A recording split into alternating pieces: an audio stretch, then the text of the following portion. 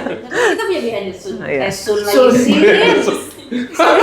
Boleh juga sih behind the sun. Tatap mata saya. Oke ya, atau dengan jentikan jari, ya kan? Hipnoterapi ini kan kita terapi ya. Kita terapi yang basicnya kita menetralisir emosi negatif yang menjadi pemicu masalah yang ada di masa lalu. Jadi kita itu sebenarnya tidak bisa memvalidasi kejadian itu ada atau tidak. Dalam hipnoterapi aku menemukan banyak akar masalah itu karena orang tua. 80-90%. Jadi di masa lalu itu karena orang tua. Ya berbagai misalnya mendengar pertengkaran orang tua atau ada mungkin ayah yang abusive atau kata-kata ibu yang menyakitkan, melihat perceraian orang tua, banyak hal tentang orang tua.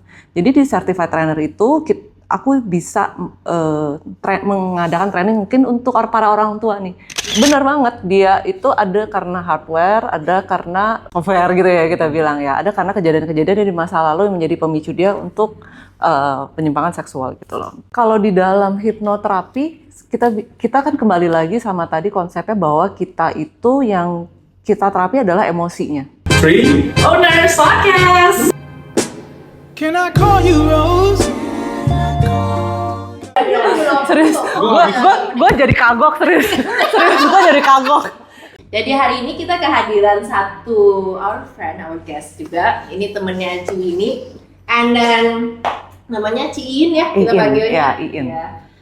Kita juga sama loh, industrinya backgroundnya juga arsitek ya kebetulan. Nah ini core-nya sama gitu kan, semoga chemistry-nya dapet gitu kan. Pas. Tapi Ciin sebenarnya aku di brief nih tadi kan sama si Ciwini juga kan. Ciin kan arsitek, and then recently juga starting hipnoterapi katanya gitu kan. Tapi mungkin boleh nggak sih di-share dulu ke audiens, wis Ciin ini, walaupun udah seliweran nih beberapa podcast di luar sana ya gitu kan. Wish, oke. Iya.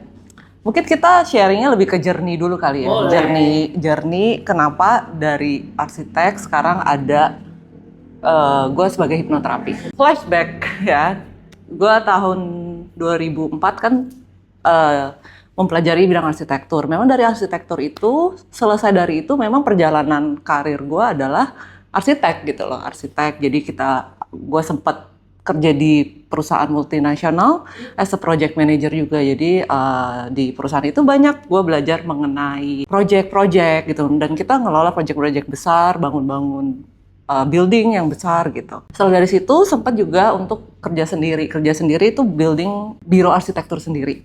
Nah sampai akhirnya gue ketemu satu rekan partner gue yang kita bangun namanya Reforma Interior gitu. Jadi memang sampai sekarang Reforma Interior itu tetap berjalan. Kita masih ada beberapa proyek yang masih berjalan, yang juga soon juga ada gitu. Tapi kalau ditanya lagi kenapa sih ada fokus di bidang hipnoterapi? Karena passion itu bisa berkembang seiring dengan apa yang kita alami. Dulu passion gue sangat menikmati dunia arsitektur.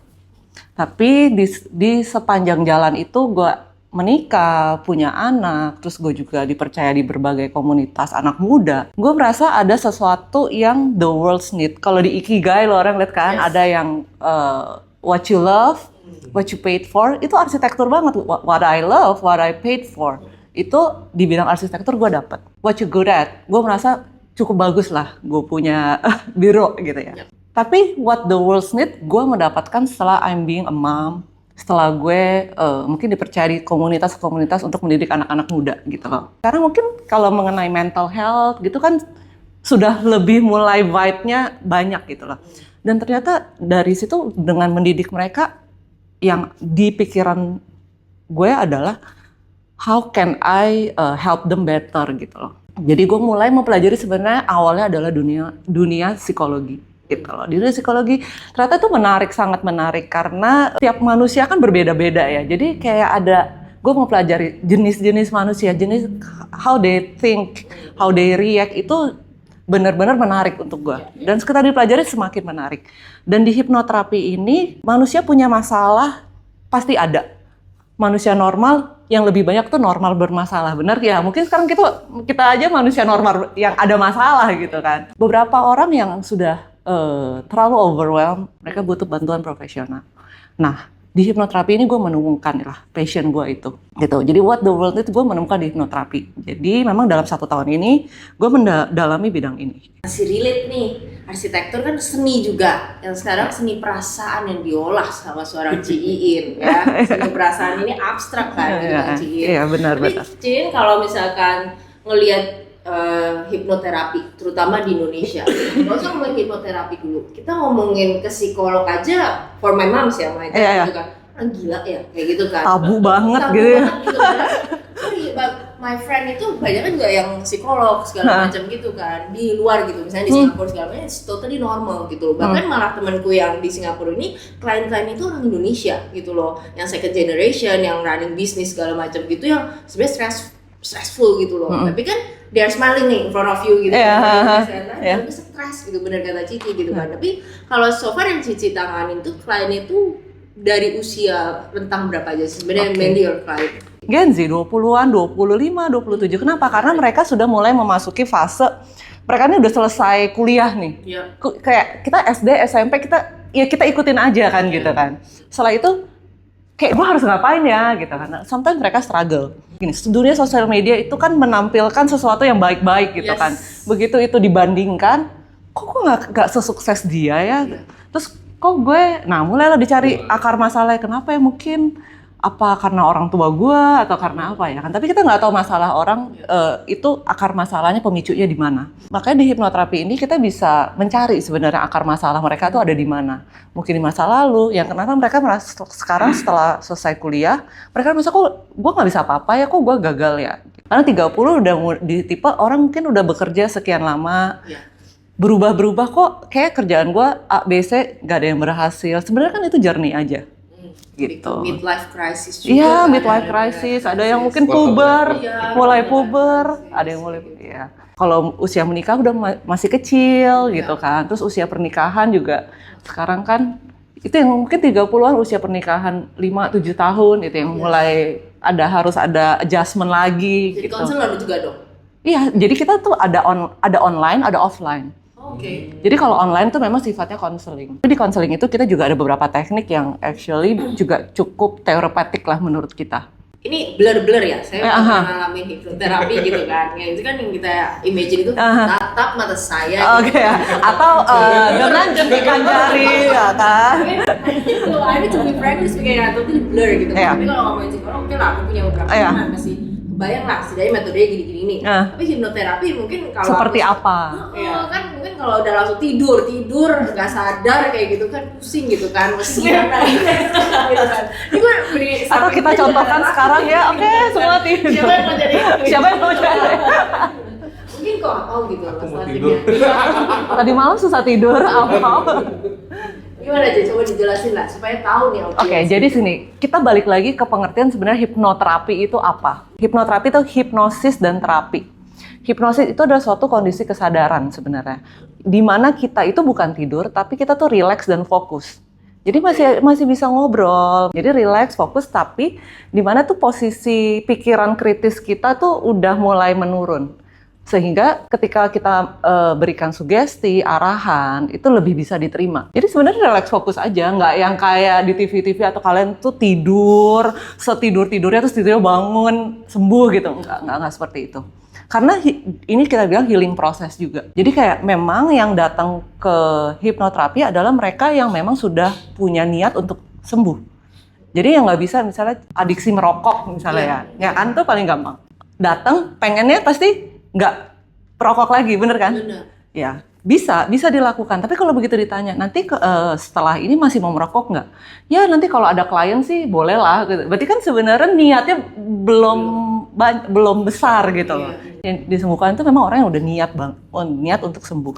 Tapi ada do's and don't-nya nggak sih? Misalnya kalau kita ke dokter juga, misalkan kita alergi obat antibiotik ini, pasti ada. Ada screening checknya dulu nggak? Ada. Jadi kita memang sebelumnya kita akan isi form, kita tanya mungkin selama ada obat yang kita diminum rutin atau enggak, atau ada penyakit-penyakit yang bawaan, misalnya kayak ada sesak nafas atau apa, kita pertanyaan. Karena ada guidance yang memang nggak bisa lebih ke arah kesehatan sih gitu. Kayak misalnya orang yang asmanya akut atau misalnya tekanan darahnya tinggi terus gitu. Biasanya sebenarnya bukan yang nggak bisa, tapi lebih ke arah tekniknya berbeda. Berapa lama sih Cin pelajarin ini gitu loh, metode ini? 1 tahun tadi? Nggak sampai sih. Kalau untuk belajarnya sendiri, totally itu sekitar 3 bulan. Tapi di tengah-tengahnya itu kita harus kayak studi kasus, terus kita ada praktek yang memang kita harus bikin reportnya, dan report itu benar-benar dicek secara detail.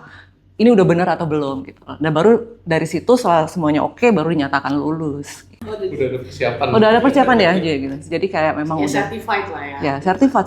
Jadi kalau di Indonesia ada CHT lah kita ininya, title-nya CHT, Certified Hypnotherapist, dan kita memang ada license-nya juga under AHKI, Asosiasi Hipnoterapis Klinis Indonesia. Ini new field ya, mungkin yang nggak banyak orang juga belum cobain gitu. Kalau tusuk jarum mungkin udah sering nih Ya, aku puntur ya. Tusuk jarum. Iya kan, itu udah sering banget. Ayo, misalnya sakit dikit tusuk jarum gitu kan. Dikit-dikit tusuk jarum gitu kan. Aku nggak mendiskriminasikan itu, tapi ya mungkin setiap orang punya metode beda-beda, setiap punya healing proses beda-beda. Mungkin ada metode terbaru sekarang, mungkin peluk pohon juga ada kan, grounding, metode grounding. Oh, oke, ya, peluk pohon. Ada grounding, ada komunitinya juga gitu loh. Yang grounding gitu. juga ya, cuman lu Yang lepas lepas. sendal. Nah juga sambil meluk pohon, bisa di Google gitu. Ada, jadi itu ada komunitasnya juga. Mungkin dia untuk healing prosesnya mereka dengan ke alam. Mungkin jarang dipeluk, jadi dia peluk pohon. Nah itu dia. Tapi kalau di Jangan muter pohon ya. bener ada gitu, nanti di Google aja ya. Jadi metodenya macam-macam. Tapi kalau Ciin lihat sendiri gitu kan, dengan tadi hipnoterapi ini bakal besar nggak sih Ci? Prediksi Cici atau makin Gini. ada in a business perspective. iya in a business perspective gitu. Sebenarnya kan besarnya bisnis itu kan kalau marketnya semakin membesar, harusnya bisnis semakin membesar, benar kan? Iya, market size-nya aku lihat semakin membesar. Di Indonesia gitu, kita bermain di local, Demandnya tinggi nih kayaknya. Kalau lihat dari demand sekarang sih, I think sangat baik dan sangat bagus gitu. Supply demand-nya sekarang, demand-nya menurut aku sekarang demand-nya tinggi. Supplier Terus minggu berapa kali Kayak praktek? kurang. Aku sekarang Kayak dokter nih. weekdays sih, weekdays aku praktek. Ada aja gitu ya, 1-2 gitu per harinya. Lebih. Lebih. Lebih kayak, aku sih satu hari memang batasin 2, 3, ada online, kadang-kadang offline. Per satu sesi itu berapa jam sih? Kalau online tuh 1-2 jam, kalau offline bisa 2-3 jam. Oke. Itu draining nggak sih sama fat Nah, baru energy? gue mau nanya. Draining itu maksudnya apa? Capek? Draining itu capek atau enggak? Contoh misalnya ngobrol terus Misalnya kan kan ini punya masalah, terus cerita, ya Iya. kan konsultasi, itu drain juga nggak sih dengerin mereka punya cerita? Oh, akunya yang draining Ya, atau enggak? Harus lihat dari sisi Oh. ini, kadang ada loh. Awal-awal mungkin ya, tapi kalau udah sekarang sih kayaknya lebih menarik ya. Aku malah udah mulai enjoy ya. Bahkan kayak teman-teman dekat gitu ya, keliat aku udah kayak pengen cerita gitu ya. Auranya kayak pengen diceritain gitu ya. Kayak draining sih karena panjang, karena long session, capek iya tapi menyenangkan sih buat aku. Kayak setiap orang itu punya ceritanya masing-masing gitu, dan setiap cerita itu kita bisa ambil hikmahnya gitu ya. Ini kenapa ya? Oh ternyata yang terjadi sama dia masalah ini karena misalnya karena masa lalunya dia. Oh jadi kita tuh nggak boleh jadi orang yang kayak gini ya gitu. Contohnya misalnya ada orang yang sekarang selalu gagal, misalnya merasa selalu gagal dalam pekerjaan, selalu gagal. Ternyata ditarik mundur, as simple kayak mamanya suka ngomong, ya kamu bisa apa sih? Kamu kok nggak bisa apa-apa? Nah, untuk si person itu, untuk setiap hari mendengar itu dari orang yang dia sebenarnya itu figur otoritas ya kita bilang ya. Orang tua itu kan figur otoritas. Buat dia tuh masuk ke pikiran bawah sadar dia, oh aku tuh nggak berguna, aku tuh kok emang nggak bisa apa-apa gitu. Dan emosi itu kan emosi itu terbawa sampai sekarang ketika dia udah lulus kuliah, dia mau kerja. Kok memang mungkin kerja pas gagal aja sebenarnya. Kita kerja sebenarnya gagal biasa kan? Iya. Kita tender kalah itu biasa, ya kan bener gitu banget. loh. Sering Kita mau pitching something, diterima, tidak diterima, itu kan sebenarnya hal yang wajar. Betul. Tapi begitu misalnya tender gagal gitu ya, aduh kok kayaknya aku gagal banget gitu. Ya itu sebenarnya kan akarnya di masa lalu, yang bikin dia tuh nggak percaya diri. Orang yang datang ke lu nih, otomatis kan maksudnya secara mental kan berarti butuh sesuatu tuh. Berarti kan mentalnya tuh nggak stable kan. Jadi ketika itu orang ketemu elu, malah jadi elunya jadi threatening nggak sih kayak karena ya orang yang datang itu literally sakit. Oke. Kan gue bilang kalau orang yang datang itu memang niatnya sudah sembuh. Biasanya gue cek di depan apakah kamu tuh benar-benar sudah niat gitu kan. Kasih saya alasan. Gue merasa setiap sesi itu pasti ada progres. Nah di progres itu kalau dibilang creepy, kita kan ngecek uji hasil terapi kita seperti apa. Harusnya yang sebelumnya itu dia mungkin levelnya 10 intensitasnya, mungkin sekarang mungkin sisa 2, sisa 3. Jadi mungkin tidak se-creepy itu sih. Tapi sampai sekarang sih puji Tuhannya belum ada ya. Belum ada ya. Kayak, saya nggak tahu lah, mungkin Cici ada nomor bisnis, ada yang nomor pribadi atau gimana. Oh iya. Hunting ke sini. Jadi karena gini, karena aku kan praktik. Butuh cerita gitu kan, tapi sampai jam 10 malam, jam 12 malam jadi teleponin, pernah nggak sih? Jadi kan gini, kalau aku memang kan prakteknya memang ada satu kayak tempat yang kita ada admin. Jadi memang semua tuh klien lewat admin, baru dari admin tuh ke aku gitu. Nggak yang kayak langsung direct bikin janji atau apa. Awal dari admin disortir mereka harus isi intake form. Terus mereka di intake form itu dijelasin permasalahannya apa, terus aku baca dulu ya kan, aku lihat oh ini oke, baru di ini. Ada beberapa soalnya memang yang aku minta mereka untuk coba cek dokter dulu deh gitu. Ada yang kayak autoimun atau apa GERD gitu ya. GERD lah paling sering. GERD kan memang sometimes memang pemicunya adalah stres gitu kan. Tapi aku bilang pernah nggak ke dokter gitu loh. Cek dulu aja dokter. Mungkin memang ada sesuatu yang di dalam tubuhnya dia yang mengganggu gitu. Jadi setelah cek dokter baru kita hipno gitu. Jadi hipno tuh juga bisa buat tambahan. What do you do? Kayak misalnya ada orang yang datang gitu, aduh gue salah nih, atau gue yang benar dia yang salah gitu. Oke. Study case-nya apa dulu? Yang pertama misalnya suami istri gitu kan, pasti nggak ada suami istri kan pasti. Ini yang punya istri nih. Oh yang punya istri ya, yang punya istri kan, jadi kayak ada masalah dalam hubungan pasangan gitu kan. Yang datang istrinya, wah suami saya mah A B C D E F G gitu. Jadi kalau memang untuk sesi kalau suami istri memang diharapkan keduanya datang. Biar I can see from the both side. Tapi kalau misalnya ternyata memang istrinya yang merasa, oh aku yang harus gitu, karena misalnya aku yang overthinking aja, dia udah menyadari bahwa ini kayaknya aku yang bermasalah, ya udah kita lakukan gitu loh. Itu makanya bagusnya kita bekerja di pikiran bawah sadar. Aku bilang tadi hipnosis sendiri adalah pikiran kritis kita tuh sudah menurun. Kita bekerja di pikiran bawah sadar, di mana di pikiran bawah sadar itu isinya itu emosi, memori, sama belief.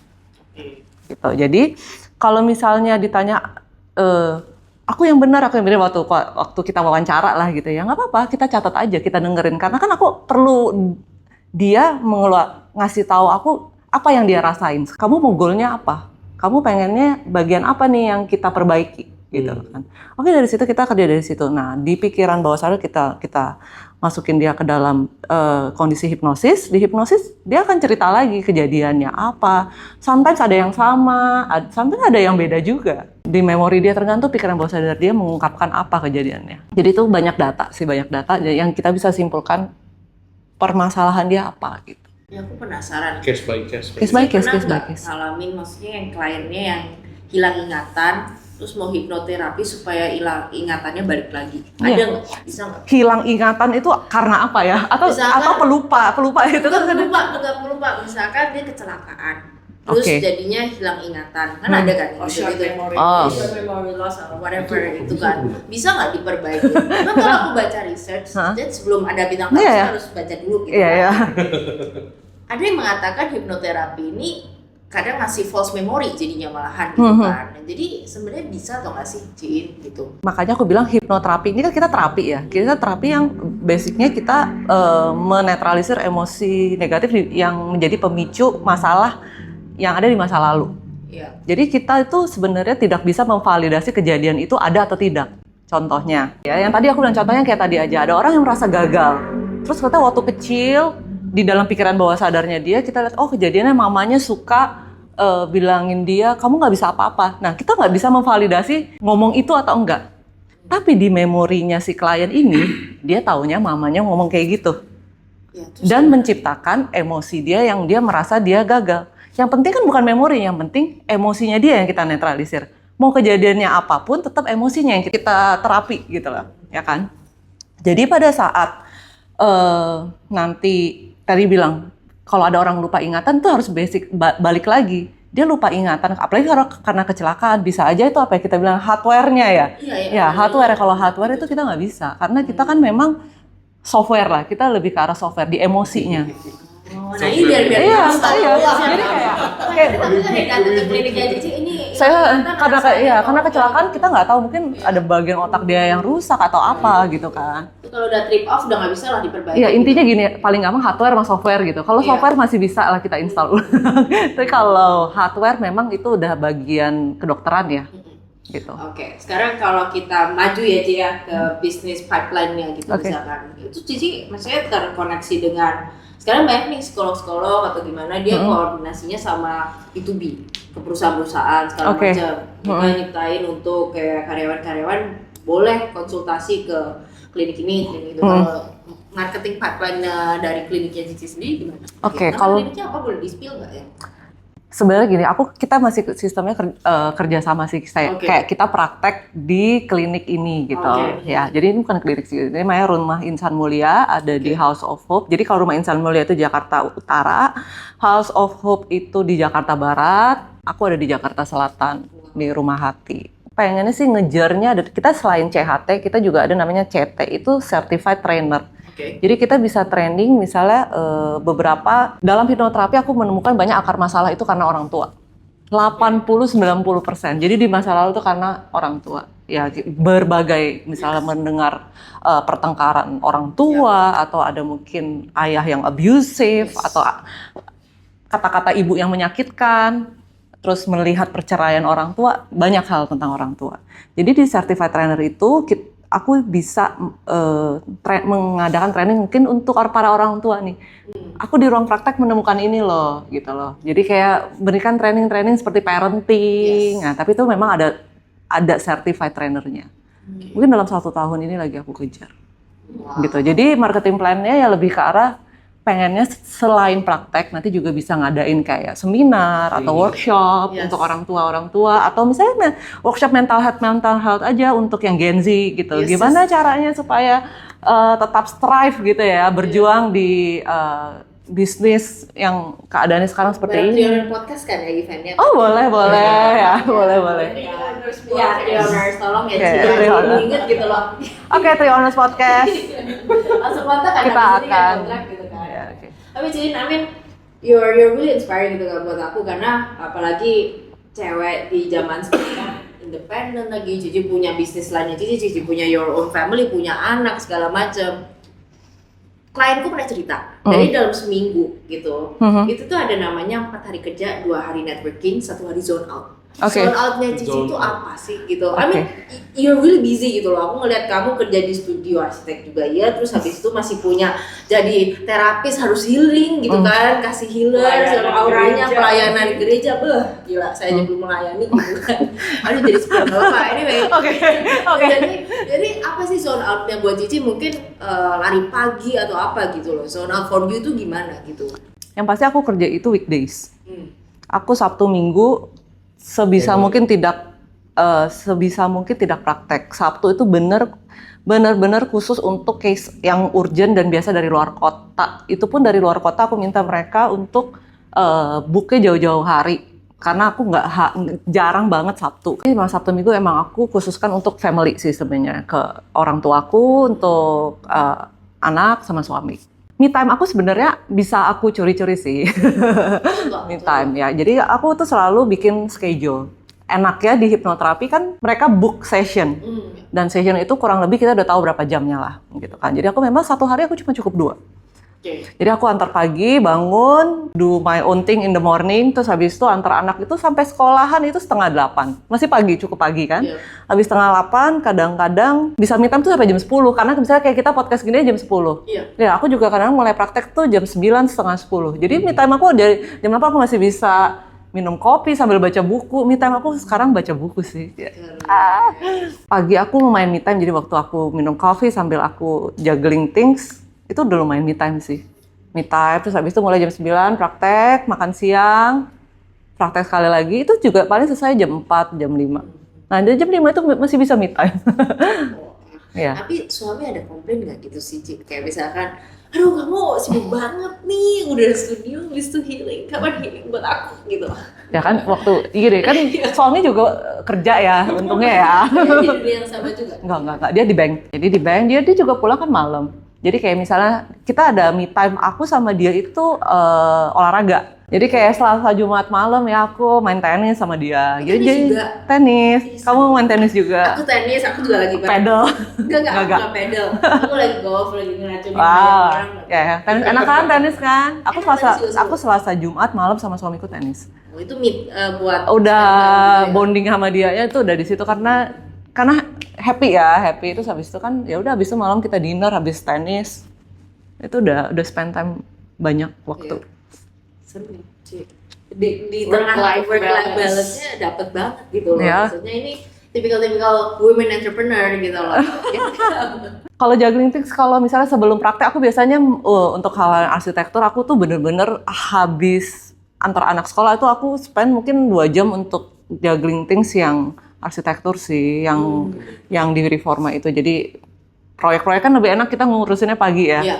Ya pagi harus atur semua, oke udah selesai, oke habis itu aku praktek. Biasanya ya orang ya dapat ide mungkin lagi pas shower gitu kan. Ide apa gitu kan pagi-pagi atau pas lagi. Kalau aku yang tipikalnya mungkin pas lagi treadmill nih atau gimana itu pas zone outku di situ gitu kan. Contoh gitu kan. Kalau Ciin gimana sih gitu. Ide pumping apalagi main di arsitektur harus seni juga gitu. Oh yang penting kopi. Ya pokoknya aku ya pokoknya abis mandi, pokoknya abis antar anak aku ngopi, wah itu udah kayak the fresh, apa kita bilang jam pintarnya kita gitu lah ya, itu udah jam pintar aku segitu. Aku lagi pengen tanya, cuman takutnya agak sensitif. Apa tuh? Tentang LGBT. Oke. Nah, pernah nggak hipnoterapi tuh untuk yang LGBT gitu? Pernah dapet case-nya nggak? Karena kan LGBT kan ada 2 kan mungkin ya. Ada yang mungkin karena gen yang katanya XY. Mungkin itu kan hardware. Iya. Tapi kayak lebih banyak yang bukan hardware. Yes. Iya. Benar. Iya kan? Iya benar. Nah ini pernah nggak ngadepin case? Lumayan sering.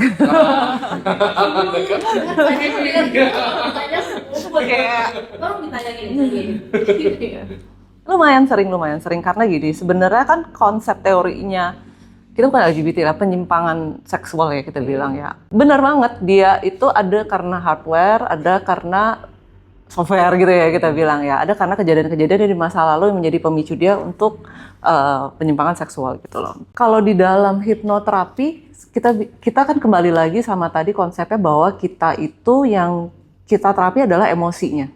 Kenapa seseorang bisa berubah arah seksualitasnya? Karena kan emosinya dia. Apa yang dia rasain, apa yang belief-nya dia gitu kan. Dan yang aku temukan itu memang banyak pemicunya. Tapi secara teori adalah seperti ini. Misalnya apa? Kalau bangun pagi nih, Pau. Kalau bangun pagi ada bagian diri kamu yang kayak abis bangun, aduh kayaknya 10 menit lagi nih tidur gitu kan. Tapi ada bagian diri, udahlah Pau, udah bangun aja cepet daripada terlambat, bener gak? Nah berarti kan sepertinya ada 2 bagian diri, bahkan sebenarnya ada 3, karena satu yang memonitor gitu loh. Nah itu bagian diri kita. Untuk orang yang penyimpangan seksual itu, kita itu ada bagian yang sisinya feminim dan maskulin. Mungkin di Apau sendiri punya sisi feminim, ada sisi maskulin. Mungkin Apau pintar memasak gitu ya. Kita bukan bilang sisi feminim ya, tapi mungkin ada bagian yang perlu seni itu memerlukan feminisme-nya kita untuk keluar gitu. Seni banget. Saya ada orang gawat. Oh sama kan? Bener banget gitu Tapi kan. jarang masak. Iya kan? Tapi misalnya kayak cewek gitu tiba-tiba dijambret gitu ya. Pasti sisi maskulinnya bisa keluar. Teriak, ada yang berani. Malah mungkin ada yang berani ngejar. Mungkin ada yang berani ngejar maling gitu ya. Malingnya juga dikejar digebuk gitu, ditonjok gitu. Ada yang berani gitu kan. Sisi feminin dan maskulin setiap manusia tuh pasti ada di dalam diri seseorang. Nah, untuk mungkin penyimpangan seksual itu pria yang menyukai sesama pria, mungkin di sisi dia itu sisi feminimnya nih yang lagi aktif, yang lebih dominan gitu, ya kan, sehingga dia merasa dia adalah wanita gitu, karena dia feminimnya tinggi, lagi feminimnya aktif aja. Kita cari akar permasalahannya, kenapa sisi feminimnya bisa tinggi? Apakah mungkin dia kekurangan figur ayah, atau ada kejadian-kejadian di masa lalu? Ada yang saya temukan adalah waktu kecil orang tuanya pengen punya anak cewek.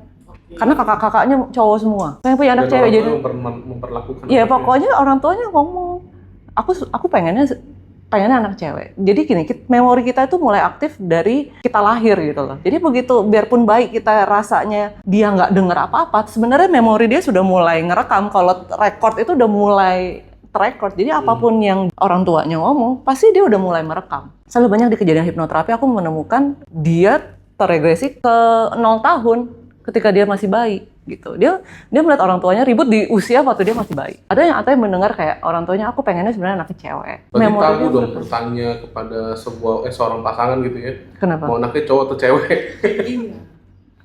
Mungkin. Ya kan? Iya mungkin. Iya mungkin. Karena kita nggak tahu yang menjadi pemicu seseorang itu apa. Tapi nggak setiap orang ngomong terus anaknya jadi trauma, nggak. Semuanya. Iya nggak semuanya. Kayak misalnya dulu aku kecil mah kayaknya lumayan sering dirotan sama mamaku. Gitu loh. Kayak kita bandel kan dulu sering datang, ada yang mungkin enggak ya, ini Gen Z ya. Kamu diikat di pagi. Gue juga sih di rotan. Di rotan kan. Kayaknya zaman kita tuh lagi musimnya di rotan. Teman-teman enggak semua orang yang di rotan itu trauma dengan itu gitu loh. Ada yang trauma, ada yang enggak. Kalau aku pikir-pikir sekarang kok jadi lucu ya, lebih kayak lucunya kayak aku sama adik aku kita di rotan bareng-bareng gitu. Justru itu yang make us strong gitu. Iya. Gitu. Jadi nggak semuanya seperti itu. Berarti emang LGBT itu sebenarnya case by case juga kan ujung-ujungnya. Iya, case by case apa yang terjadi, ya pemicunya apa di masa lalu yang kita cari. Gitu. Oke. Dan Makanya sebenarnya bisa disebutkan as long lo ada niat. Iya. Kan ada relapse juga ya. Fase-fase relapse itu gimana sih? Relapse itu kan biasanya Balik gini. lagi sih, gitu. Mereka Kadang-kadang kayak gini. orang adiktif sama drugs lah contoh gitu. Karena ada relapse-nya mereka kayak gitu. Oke, biasanya kadang-kadang relapse itu terjadi kalau lu masih ada lingkungan yang sama. Adiksi minuman gitu kan. Tapi lu tetap setiap hari misalnya harus ketemu teman-teman lingkungannya yang minum semua gitu. Kemungkinan relapse itu ada. Jadi lebih ke arah trauma berulang sih kalau menurut gue. Atau misalnya trauma karena orang tua, misalnya orang tuanya abusive, tapi dia memang masih tinggal sama orang tuanya yang which is abusive itu. Jadi ada kemungkinan trauma berulang.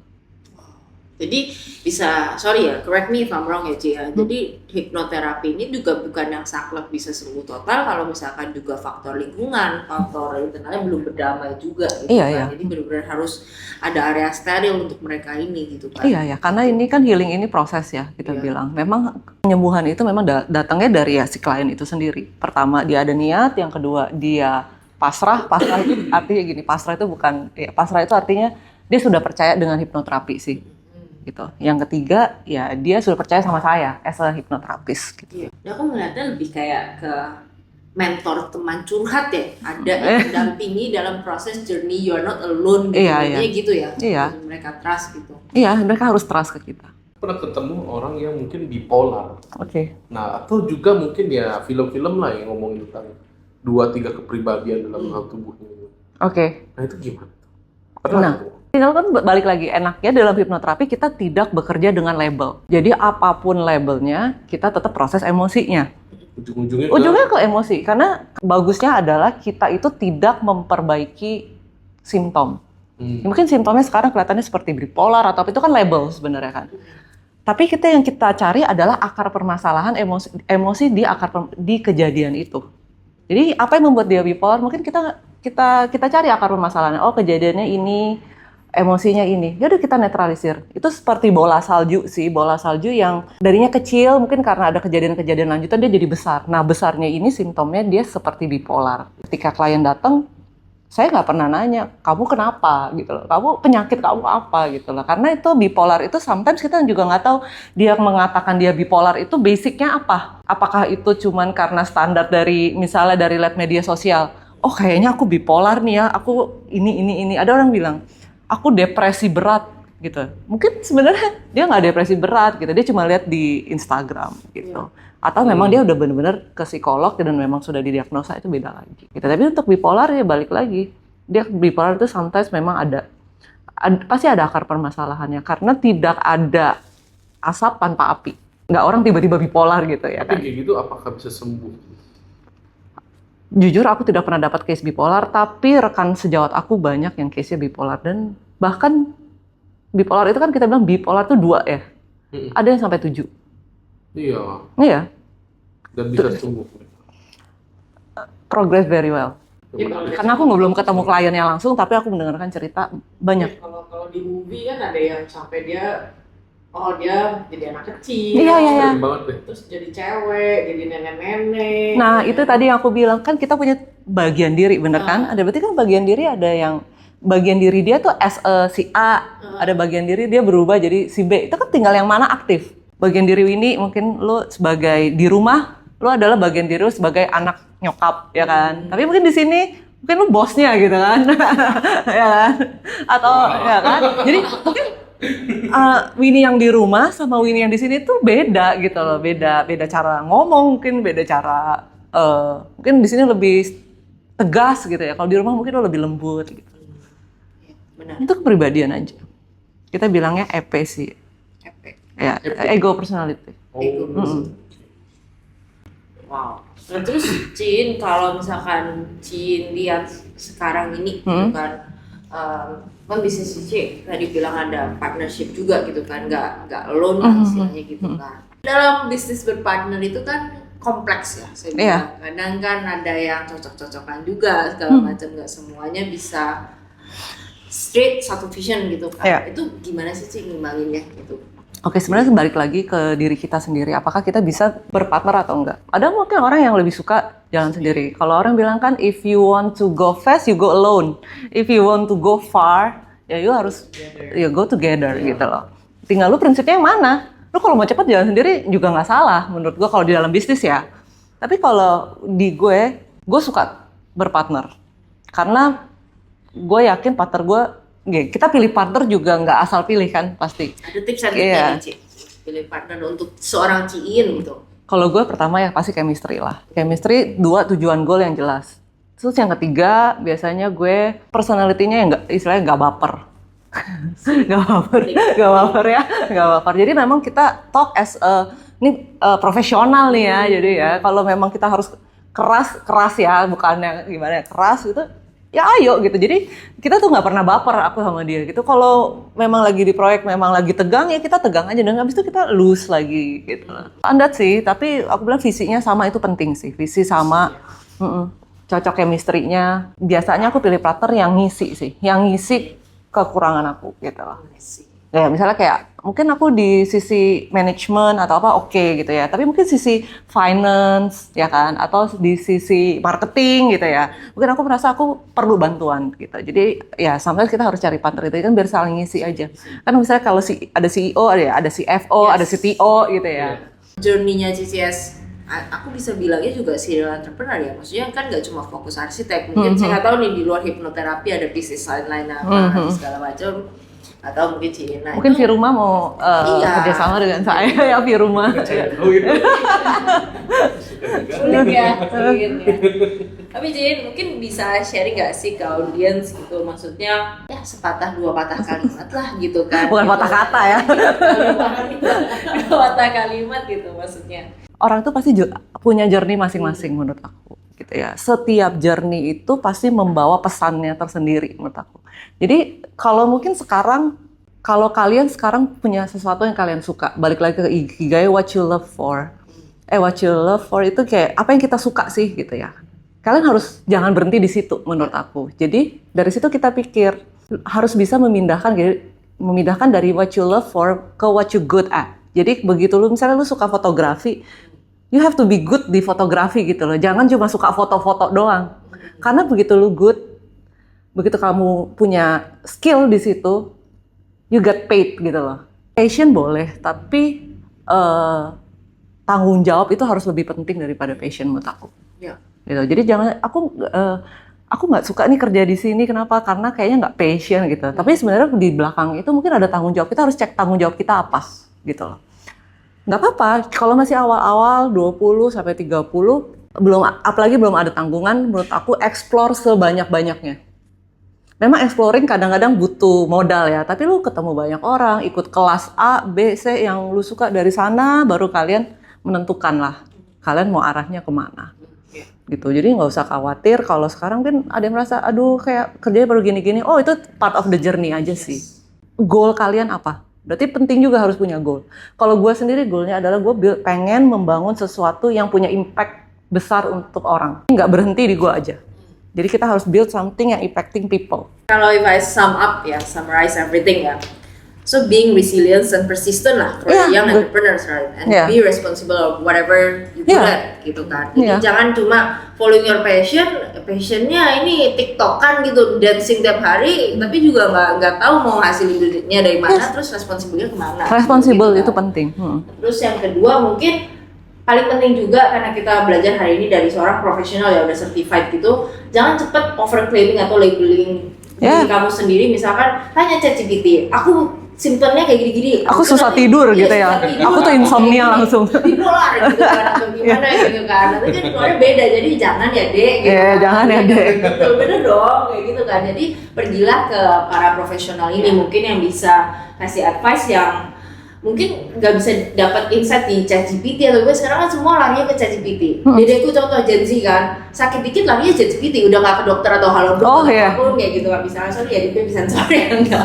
Jadi mereka larinya udah langsung nanya ke situ dulu sebelum nanya ke orang tuanya atau gimana. Kadang kan mereka jadi apa ya, dunia memang tech itu bagus, tapi kadang juga bisa menyesatkan ya gitu loh. Yang kayak tadi Cin mention kan gitu, terlalu cepat overclaiming sakitnya ini gitu, padahal nggak sakit gitu. Jadi di sini perannya adalah fixing a problem, bukan creating a more problem, bukan Ci. Atau mencari-cari problem. Iya, problem. Beda sama apa sih startup, cari masalah lalu gitu. Bercanda kok. Ya mungkin dari Ci ini kok apa ada pesan nggak yang entrepreneur ini? Kita ada belajar banyak banget dari Ci actually hari ini. Aku sih paling yang aku dapat adalah kita kalau mau bisnis ya harus pikirin orangnya kali ya. Yes. As a business kita mikirin partnernya juga pasti harus serius sama bisnis ini kan artinya kan ya. Mencari partner itu nggak gampang. Tapi harus cari yang benar-benar core di mana punya hati yang sama, visi yang sama. Yes. Karena kalau nggak ketemu itu ya udah nggak jalan. Tapi mungkin nggak cuma partner tapi juga kalau dalam tahap lebih besar mungkin investor. Kalau nyari investor, nyari duit tuh kayak gampang gitu, tapi nyari yang punya duit dan punya hati yang sama itu susah. Gitu. Big Boss, idem. Oke. Udah thank you semuanya hari ini. Thank you Cin. Thank you, sama-sama. Thank you. Okay, see you. See you. See you.